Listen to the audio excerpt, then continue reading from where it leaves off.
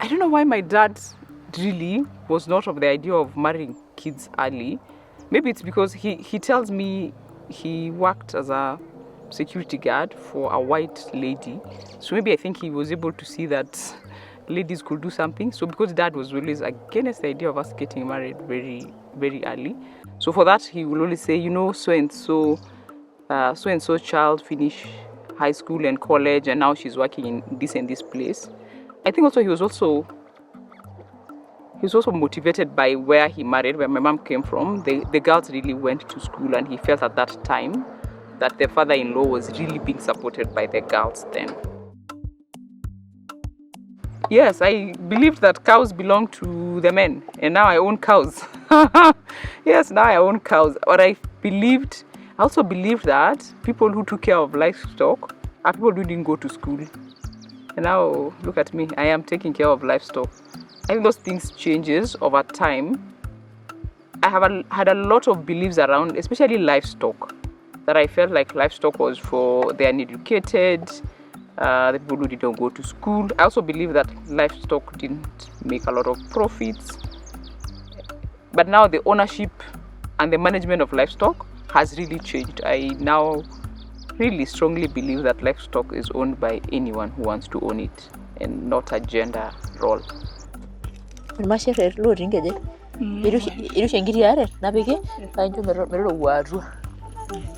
There's a myth that we were taught that the women were not able to take care of the livestock.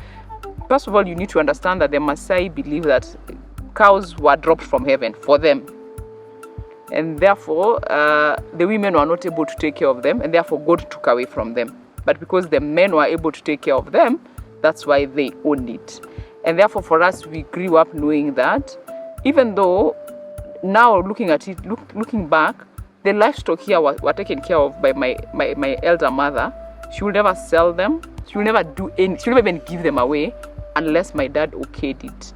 So for us, we grew up knowing, in fact, there's a saying in my culture saying, cows belong to a man. Women don't own cows. Mera ingishu engitruk. That's just translating that hakuna ng'ombe ya mwanamke. So cows belong to the man. So then for me, I always knew cows belong to the man, and therefore cows are man's property. And now they are and now I have cows. I own cows. It's always, I own cows and make decisions that relates to cows. Of course, it raises questions around, one, there's a little girl that is running a business around cows, managing cows, making decisions around cows. The first time when we will go to the livestock market, I will not go to the livestock market by myself. I'll either go accompanied by a male person, so that they then negotiate, and that the only place where they will need me is where at payment. And in fact, the first time they shied away from going with me. They told me, you just sit in the car, we will let you know when it's time to pay. And quickly now, you will find me in the livestock market with my big hat and my big water bottle. And I now negotiate, and now I'm even able to say this is a good breed, this is not a bad breed. So for the first time, I still believe some have not understood yet that women can take care of the livestock. But I think now, because of also there's a lot of monetary exchange, and you are able to make a decision, and sometimes even if you send the men will say, okay, we're going to consult with her and then we'll come back to you. It's given them a bit of the language to discuss cows with me, but also I feel that they now have understood that, especially if they see that the animals are doing well.